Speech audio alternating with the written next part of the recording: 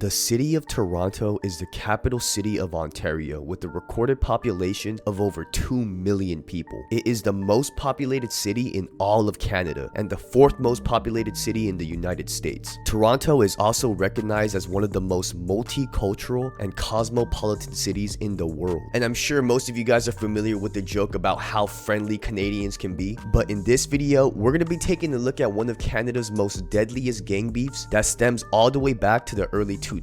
The Chin Pack are a gang based out of Toronto's Regent Park, which is a public housing project located in downtown Toronto. They also have an ongoing alliance with another gang called the Sick Thugs, who also reside within Regent Park and have been in a deadly beef with another gang called the Project Originals and the Asian Assassins. Pre-dawn raids targeted 2 GTA street gangs this morning. Police busted down doors, executing dozens of search warrants. 53 search warrants executed across the GTA, mostly in Toronto. 50 arrests, including 6 at this Liberty Village condo. Investigations were dubbed Projects RX and Battery. The targets, 2 rival gangs called the Sick Thugs and the Asian Assassins. Both gangs linked to a number of shootings, according to police.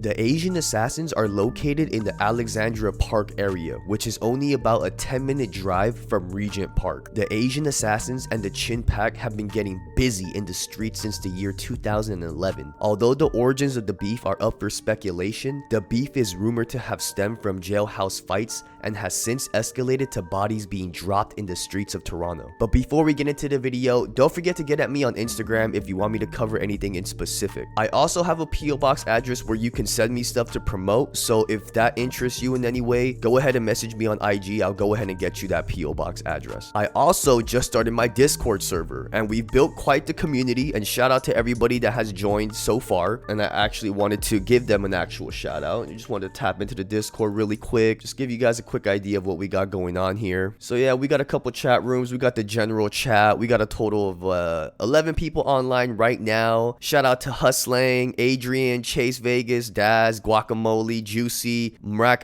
Alope. I'm sorry, I probably mispronounced that. Spoon Fork, Stewie, Vinley, Vomp, and I can't even pronounce that last name. But big shout out to everybody that came to the Discord. So if you guys are just looking for a place to come chill, talk some shit about games, cars, video suggestions, memes, or whatever the case is, come check out the Discord server. But without further ado, let's get into it. Both the Chin Pack and the Asian Assassins were started by Chinese and Vietnamese teenagers. Toronto has a significant population of Vietnamese Canadians. Back in 1975, the Vietnam War was coming to an end. As a result, nearly 2 million Vietnamese refugees fled in order to escape persecution. An estimated 250,000 refugees died at sea due to their boats not being up to par. Others landed in refugee camps in various Southeast Asian countries, and from there, nearly 120,000 came to Canada between 1975 and 1982. A lot of these refugee children struggled with their academics, and their high school dropout rate was much higher compared to other groups. It's common for these same groups to be affected by poverty and gang culture, and that's exactly what happened here. Both the Chin Pack and Asian Assassins are considered to be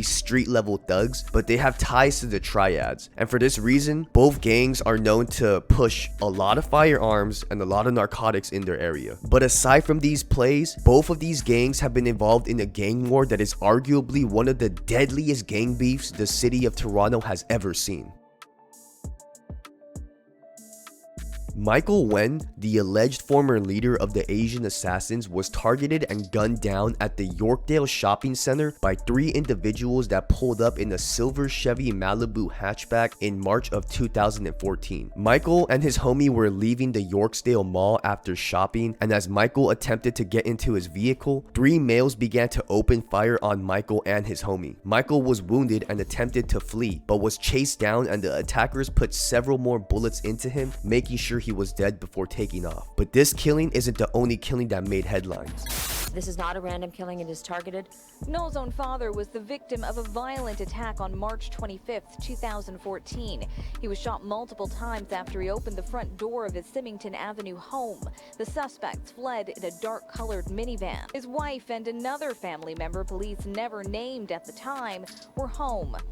Nook No was the father of a known Chinpak gang member named Tan No, and he was home when his father was shot. Tan was the intended target, but the shooters claimed his father's life instead. But the Asian assassins really wanted Tan dead because 4 years later, on March 19th, 2018, Tan was killed at a bowling alley located in North York. 2-year-old Tan No. I saw somebody, like I say, a young lady at the front door screaming, and I heard gun, gun. Cover, and then run.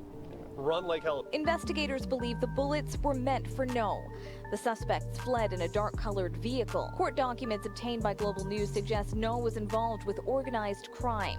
It's believed he was associated with Chinpak, a gang that's been around in Toronto since the early 2000s. It's pretty fucked up for the father and son to be killed, and I can't even imagine what the family must be feeling. But this just goes to show you that these beefs run deep. Somebody really wanted you dead if they came to finish the job after allegedly taking your father out instead. Ruma Amar, who was an innocent bystander, was also murdered this same night at the bowling alley. Tan and Ruma didn't know each other. She just happened to be at the wrong place at the wrong time. All about Ruma Amar. We introduced you to her family. She was a daughter, she was a sister, she was a wife. Thinking, should we go there or should we go do bowling? So she's like, let's just go ahead and eat because the restaurant will close. And that was the moment.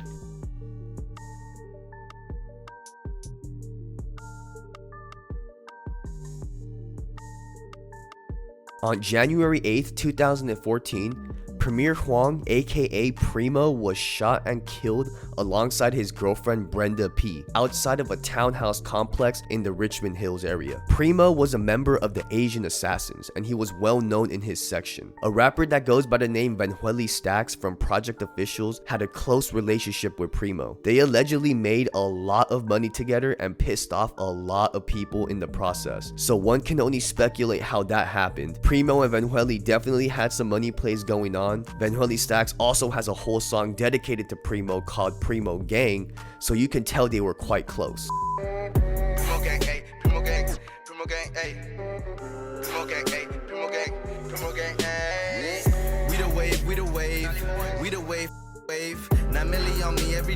Primo was allegedly involved in the drug trade, which is what ultimately took his life. On the night of January 8th, 2014, Timothy Lee and Kevin Pham called Primo to deliver some weed to the Center Green apartments, and that's when Lee and Pham ambushed Primo, killing him and his 16-year-old girlfriend. Kevin Pham was a member of the Chinpak. Pham had messaged Lee and sold him a pipe dream of making bank off selling drugs. Pham convinced Lee that it was a good idea to take Primo out, but after doing so, Pham completely ghosted Timothy and moved somewhere in Vancouver. The story of how they got Timothy to confess to the murders of Premier Huang and Brenda is actually a crazy story within itself. It involved a whole team of undercover police that tricked Timothy into trusting them, which ultimately led to Timothy confessing to the murders of Premier and Brenda. Timothy Lee is now serving 25 years to life in prison. This is only a fraction of all the murders that's happened in the city of Toronto between these gangs, because the beef goes way deeper than just the Chinpak and the Asian Assassins. Gangs that existed in these areas before had beefs, and the Chinpak and Asian Assassins some way or another adopted some of these beefs, but not entirely. But if you made it this far into the video, leave it a like if you want to see a part 2. But this brings me back to my point that I've made in my previous videos. A lot of these gangs don't even realize why they're fighting anymore, and the war is only fueled by acts of revenge that almost have nothing to do with the original reason they're fighting in the first place. Innocent lives have been lost, and I can't even imagine how Brenda's parents must feel losing their daughter at the age of 16. It's just tragic all around, but it's hard to be surprised because this is what comes with the lifestyle. Bloodshed and violence has become somewhat of a sport,